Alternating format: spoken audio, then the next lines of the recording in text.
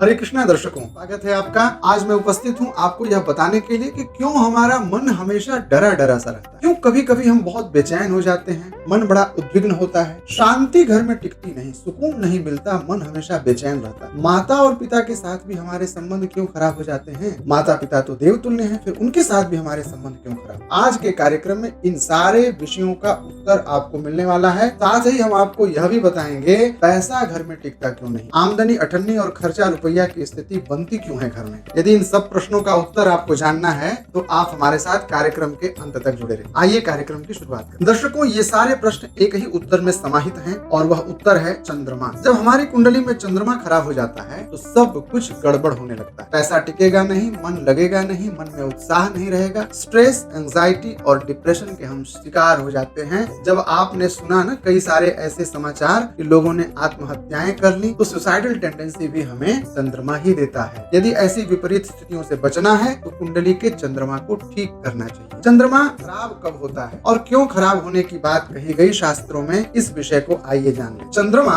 बड़ा ही सुंदर, सुकोमल, सौम्य ग्रह है। यह चंद्रमा खराब क्यों होता है? इस बात की शुरुआत होती है राजा दक्ष की उस कथा से जहाँ चंद्रमा का विवाह राजा दक्ष की 27 बेटियों से हुआ। इन्हीं 27 बेटियों के नाम से नक्षत्रों का नाम रखा गया और उन 27 बेटियों में एक उनकी बेटी थी रोहिणी, जिसे चंद्रमा बहुत प्यार करते थे। सभी कन्याओं ने दक्ष से शिकायत की कि चंद्रमा हमें तो प्यार ही नहीं करते, चंद्रमा तो केवल रोहिणी पर मुग्ध रहते हैं। दक्ष ने उन्हें बहुत समझाने की कोशिश की लेकिन चंद्रमा ने एक न मानी। ऐसे में दक्ष ने उन्हें शाप दे दिया कि तुम्हारी यह चमक, तुम्हारा यह चाचक्य, तुम्हारा यह प्रभा, तुम्हारी यह कोमलता सब नष्ट हो जाएगी। अब चंद्रमा एकदम डार्क हो गए, एकदम नष्ट हो गए। अब चंद्रमा तो बड़े चिंतित हुए। ऐसे में चंद्रमा ने भगवान भोलेनाथ की आराधना की और भगवान भोलेनाथ तो आशुतोष हैं, वे प्रसन्न हो गए और प्रसन्न होकर के उन्होंने चंद्रमा को आशीर्वाद दिया। न केवल आशीर्वाद दिया बल्कि चंद्रमा को अपने सिर पे धारण कर और उन्हें आशीर्वाद दिया कि कला कला तुम्हारी वृद्धि होती रहेगी और तुम्हारी षोडश कलाओं में से एक कला को मैं अपने सिर पे धारण करूंगा। तब से भगवान शिव जी के सिर पे चंद्रमा का वास होने लगा और 15 कलाओं से युक्त चंद्रमा एक एक दिन बढ़ता जाता है और फिर उसके बाद एक एक दिन घटता जाता है। तो जब घटते हुए चंद्रमा के क्रम में हमारा जन्म होता है, यानी कृष्ण पक्ष के क्रम में जब हमारा जन्म होता है तो हमारा चंद्रमा क्षीण माना जाता है। चंद्रमा क्यों कमजोर होता है, मन क्यों उद्विग्न होता है, इन विषयों को आइए मैं बतला दूं। यदि आपकी जन्म कुंडली में राहु के साथ में अथवा केतु के साथ में चंद्रमा की युति हो जाएगी, यानी चंद्रमा राहु और केतु के साथ में होंगे, तो चंद्रमा कमजोर और कमजोर चंद्रमा आपके मन को डरा करके रखेगा। यदि चंद्रमा वृश्चिक राशि के होंगे यानी नीच के होंगे तो भी यह आपके लिए विपरीत फल देने वाले हो जाएंगे। चंद्रमा यदि अमावस्या के होंगे तो भी चंद्र बल आपको प्राप्त नहीं होगा और मन बड़ा उद्विग्न रहेगा।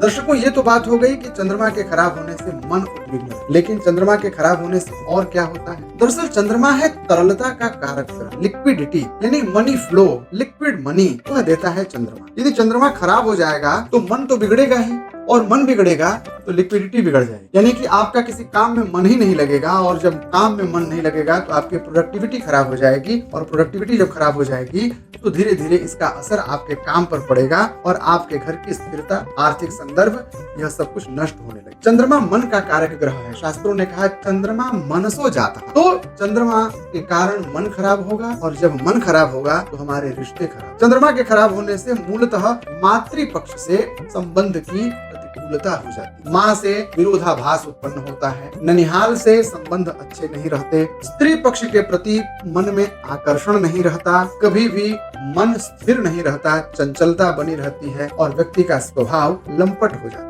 अब यदि चंद्रमा इतना प्रतिकूल है, चंद्रमा हमारे चरित्र को बिगाड़ रहा है, चंद्रमा हमारे संबंध को बिगाड़ रहा है, घर में पैसा नहीं टिकने दे रहा है, तो भाई चंद्रमा के लिए करें क्या? ऐसा क्या करें कि चंद्रमा ठीक हो जाए? तो कहा चंद्रमा का तो उपाय बड़ा सहज है। चंद्रमा तरलता का कारक ग्रह है और तरलता का प्रथम पर्याय तो जल है, तो जल से दोस्ती कर लो, चंद्रमा ठीक हो जाए। कैसे कर ले दोस्ती? तो जलाशय के पास में बैठिए, बहते हुए जल का निरंतर दर्शन करिए, नदी तालाब के किनारे बैठिए। आज के आधुनिक संदर्भ में फ्लैट संस्कृति में यदि आप रह रहे हैं, नदियों के किनारे, तालाब के किनारे बैठना बड़ा मुश्किल है, तो ऐसे में आप अपने घर में कोई वाटर बॉडी इंस्टॉल कर दीजिए, यानी कि आजकल मिल रहे हैं ना वो फव्वारे, फाउंटेन जो घर में रखे जा रहे हैं, कलकल छलछल आवाज भी आता है और वही पानी रोटेट होकर के गिरता भी रहता है। एक्वेरियम रख लीजिए आप अपने घर के नॉर्थ ईस्ट कॉर्नर में, चंद्रमा ठीक हो जाएगा। आप एक बात जरूर गौर करिएगा कि जिसका चंद्रमा खराब होगा, जिसका मन उद्विग्न रहेगा, जिसके घर में पैसा नहीं टिकेगा, उस आदमी के व्यवहार में एक बात आप जरूर नोटिस करिएगा, वो आदमी झटपट नहा लेता है, बस यूं गया और यूं आया नहा कर। यदि आपको ठीक करना है अपनी समस्याओं को तो जल से दोस्ती करनी है ना। कम से कम नहा लेने के बाद भी 20 मिनट तक अभिषेक होने दीजिए अपने ऊपर। शावर खोल दिया और तेज धारा से सर पे पानी गिरने दीजिए। विज्ञान भी मानता है कि जब ठंडा पानी हमारे सर पे गिरता है तो डोपामीन के सिक्रेशन से हमारा मन अनुकूल होता है, हमारे अंदर उत्साह का संचार होता है, हम व्यापार करने के लिए, संबंधों के लिए, सारे संदर्भों के लिए राजी हो जाते हैं, मन बड़ा आनंददायक हो जाता है। तो ऐसे में सबसे पहला तो उपाय है चंद्रमा को ठीक करने का कि हम जल से मित्रता करें। दूसरा है चंद्रमा को अर्घ्य देना। उदीयमान चंद्रमा को पूर्णिमा के दिन छत पर जाकर के एक परात में जल ले लीजिए। चंद्रमा का बिंब उस जल में दिखेगा। एक चांदी के कलश में अथवा सफेद स्टील के बर्तन में ले लीजिए दूध, और दूध डाल करके उस बिंब पर सफेद पुष्प चढ़ा करके अर्घ्य दीजिए। दधिशंक तुषाराभम क्षीरोदारणव संभवम नमामि शशिनम सोमम शंभोर मुकुट भूषणम, यह मंत्र बोल करके चंद्रमा को अर्घ्य दे दीजिए। यदि चंद्रमा आपकी कुंडली में प्रतिकूल है तो आप मोती धारण कर सकते हैं। चंद्रमा के लिए मोती धारण करना बड़ा ही सहज है। चांदी की अंगूठी में सुंदर मोती बना करके दाहिने हाथ की छोटी उंगली में सोमवार के दिन सूर्यास्त के बाद शुक्ल पक्ष में अथवा पूर्णिमा तिथि के दिन चंद्रोदय के समय धारण कर लेना चाहिए, और यह मोती आपके मन को उत्साहित कर देगा, आनंदित कर देगा। यदि आपकी कुंडली में चंद्रमा राहु के साथ अथवा केतु के साथ में है तो आप ग्रहण दोष की शांति के लिए भगवान भोलेनाथ की आराधना करिए और भगवान भोलेनाथ के शिवलिंग पर दही अर्पित करिए। ऐसा करने से भी चंद्रमा ठीक हो जाता है। और यदि चंद्रमा ठीक हो गया तो मन एवं मनुष्याणाम कारणम बंध मोक्षयो हो। सारे सुख और सारे दुख का कारण तो मन ही है, और मन का कारक है चंद्रमा। यदि चंद्रमा ठीक हो गया तो सब कुछ ठीक हो गया। तो आप अपने चंद्रमा को बेहतर कर लीजिए और कमेंट में मुझे जरूर बताइए कि चंद्रमा आपकी कुंडली के किस भाव में है। यदि आपकी कुंडली में यदि चंद्रमा प्रतिकूल है तो मैं उसके लिए एक बेहतर उपाय बताऊंगा, आपके लिए एक स्पेसिफिक रेमेडीज दूंगा। प्रतिदिन शाम 6 बजे रोचक और ज्ञानवर्धक कार्यक्रमों के साथ मैं अपने चैनल पर उपस्थित होता हूं। आपको यह सूचना मिलती रहे इसके लिए आप इस चैनल को सब्सक्राइब कर लीजिए और बेल आइकन को प्रेस कर दीजिए। पुनः मिलेंगे कल शाम 6 बजे। तब तक के लिए जय श्री कृष्ण।